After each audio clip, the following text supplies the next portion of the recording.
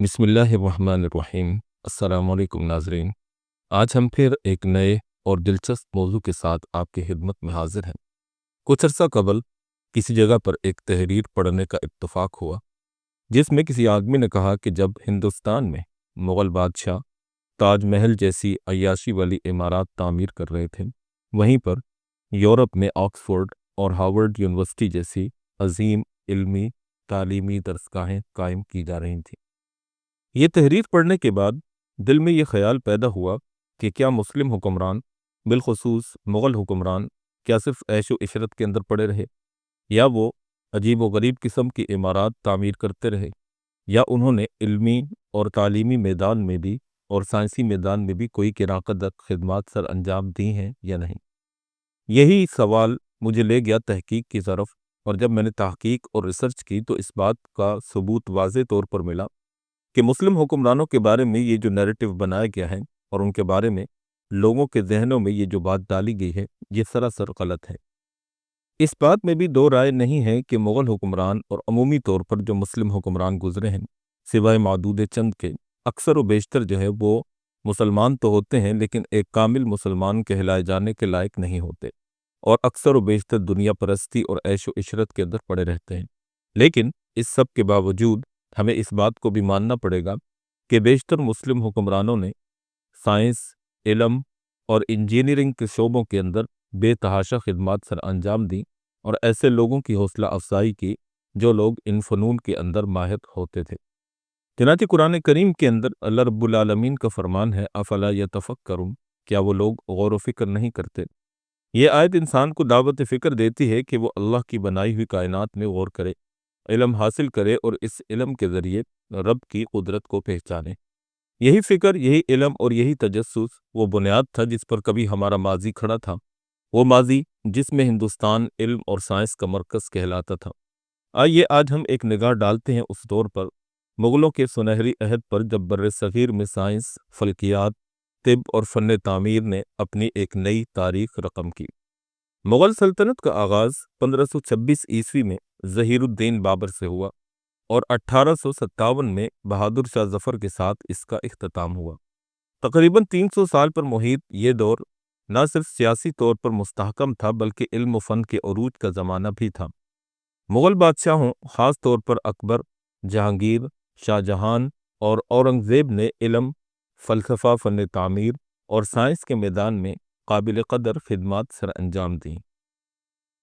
یہ وہ زمانہ تھا جب یورپ صنعتی انقلاب کی طرف بڑھ رہا تھا اور بر صغیر میں علمی ترقی مذہب اور اخلاقیات کے ساتھ جڑی ہوئی تھی۔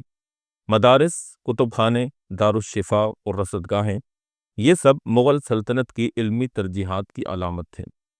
چنانچہ مغل بادشاہوں کو علم ہیئت یعنی فلکیات، جس کو اسٹرونومی کہا جاتا ہے، اس میں خاص طور پر دلچسپی تھی۔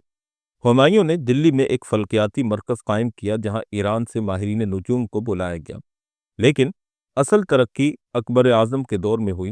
اکبر کے دربار میں زیج اکبری اور زیج محمد شاہی جیسے فلکیاتی جدول تیار کیے گئے جن میں سیاروں کی حرکات، نجوم اور تقویم کے اصول درج تھے۔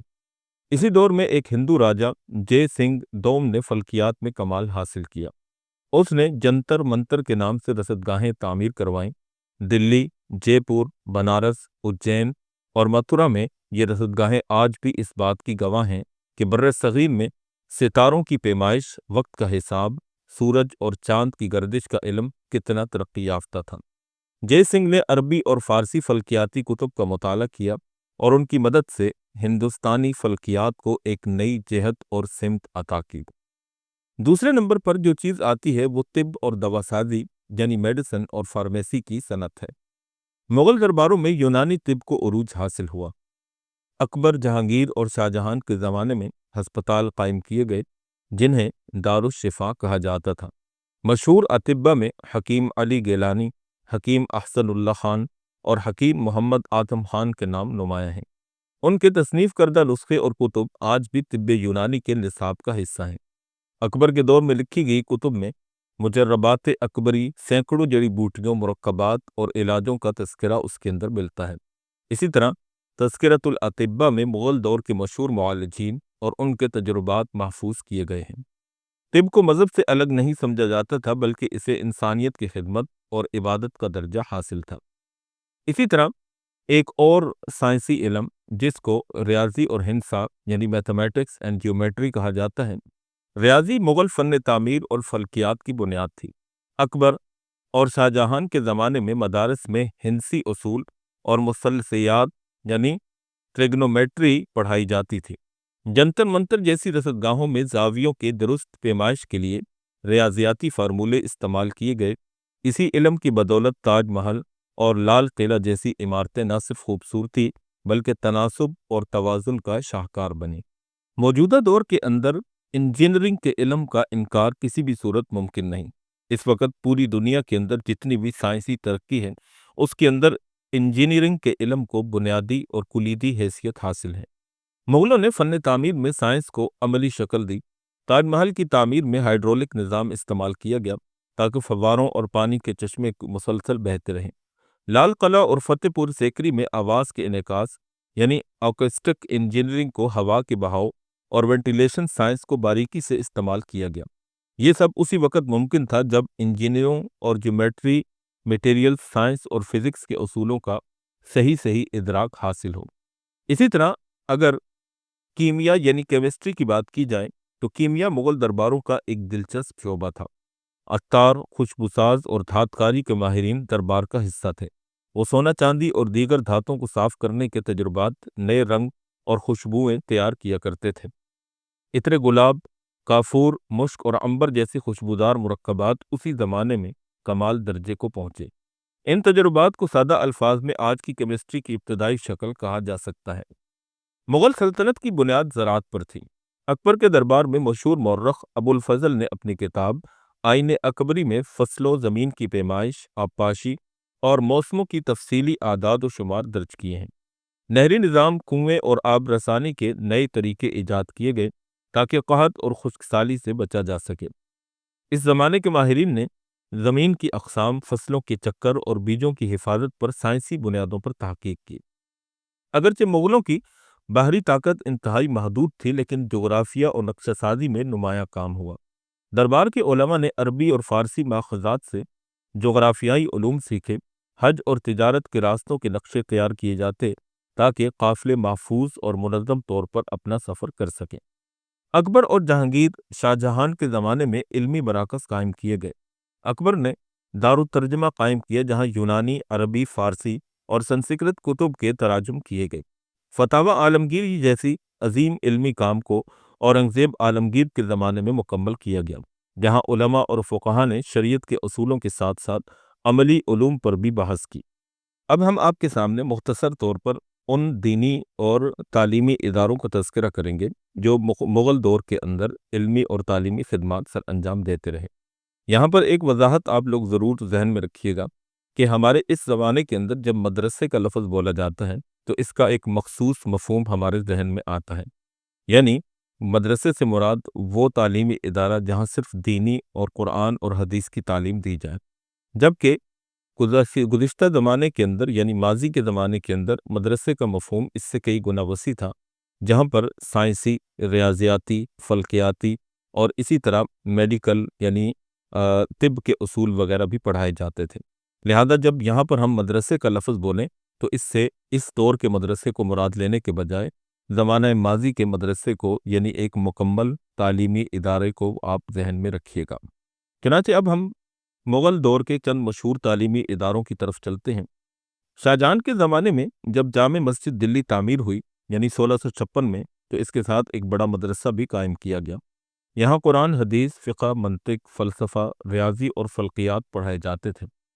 بعد کے زمانے میں یہی درسگاہ دلی کے کئی مشہور علماء کی تربیت گاہ بنی، جیسے حضرت شاہ ولی اللہ محدث دہلوی رحمہ اللہ کے اساتذہ وغیرہ۔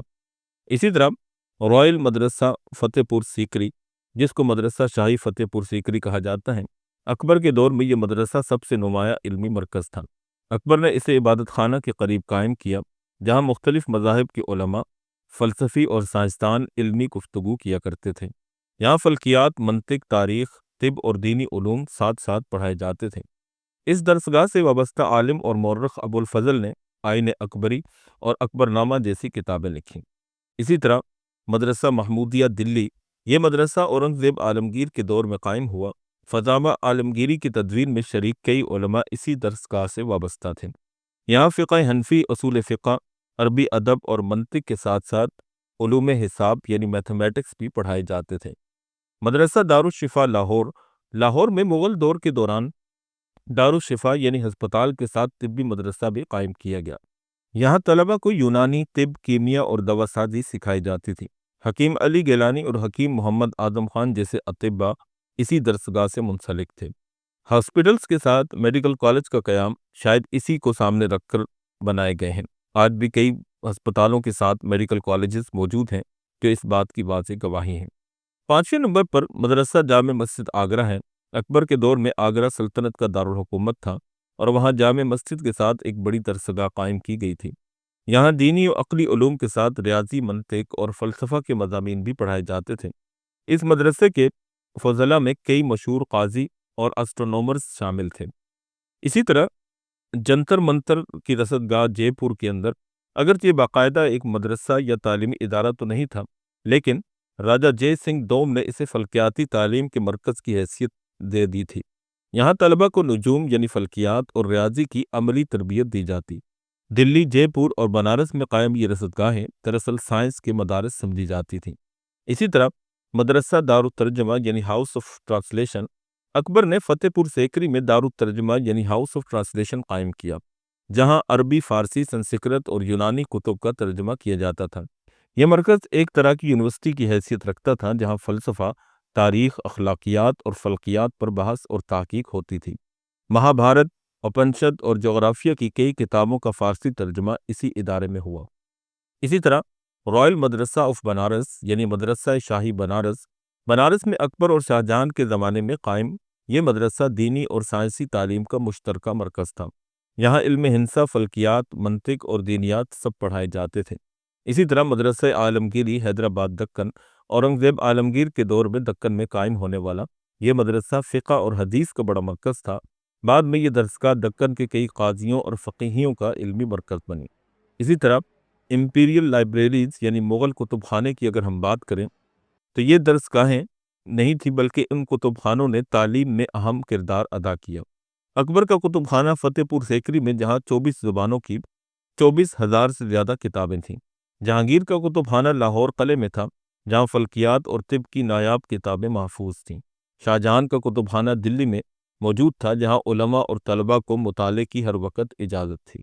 تو ناظرین گرامی، آپ نے مغل حکمرانوں کے دور میں مسلمانوں اور ہندوستان کی عمومی طور پر سائنسی اور علمی ترقی اور ان کی خدمات کو سامنے رکھا، لیکن افسوس کی بات یہ ہے کہ ایک مخصوص لابی اور ایک مخصوص قسم کا گروہ مغل حکمرانوں کے خلاف، کیونکہ وہ مسلمان حکمران تھے، یہ زہریلا پروپیگنڈا کر کے لوگوں کے ذہنوں میں یہ بات ڈالنا چاہتا ہے کہ وہ عیاش اور عیش و عشرت میں ڈوبے ہوئے اور غفلت کے مارے ہوئے حکمران تھے، جو صرف عورتوں اور کنیزوں کے پیچھے پڑے ہوئے تھے اور بڑے بڑے محل اور بڑی خوبصورت قسم کی باغات اور اسی طرح سیرگاہیں تعمیر کرانے میں لگے ہوئے تھے، اور ان کا علمی طور پر کوئی بھی مقام اور مرتبہ نہیں تھا۔ حالانکہ یہ چیز واقعہ اور حقیقت کے بالکل خلاف ہے، اور جو چیز حقیقت تھی وہ اختصار کے ساتھ ہم نے آپ کے سامنے پیش کی ہے۔ یقیناً یہ موضوع اس قدر طویل اور لمبا ہے کہ اس کو چند منٹ کی ویڈیو کے اندر کور کر پانا نہایت مشکل ہے۔ ہم نے یہ کوشش کی ہے کہ مغل دور کے متعلق جو یہ غلط فہمی لوگوں میں پھیلائی جاتی ہے کہ وہ دور علمی اور سائنسی ترقی کے لحاظ سے بالکل بنجر اور بالکل بے فائدہ تھا، ان کی اس غلط فہمی کو دور کیا جا سکے۔ امید واثق ہے کہ آپ کو یہ ویڈیو سن کر بہت کچھ نیا سیکھنے اور جاننے کو ملا ہوگا۔ اگر آپ کو ہماری یہ ویڈیوز پسند آتی ہیں تو ہمیں سپورٹ کرتے رہیے، اس کے لیے ہمارے چینل کو سبسکرائب کر دیجئے اور گھنٹی کے آئیکن کو پریس کر دیجئے تاکہ ہماری نئی آنے والی ویڈیوز کے نوٹیفیکیشنز آپ تک بر وقت پہنچتے رہیں۔ مزید ایسی ویڈیوز کے لیے ہمارے ساتھ جڑے رہیے گا، پھر ملیں گے آپ کے ساتھ ایک نئے دلچسپ موضوع کے ساتھ۔ تب تک اپنا بہت سا خیال رکھیے گا۔ اللہ حافظ۔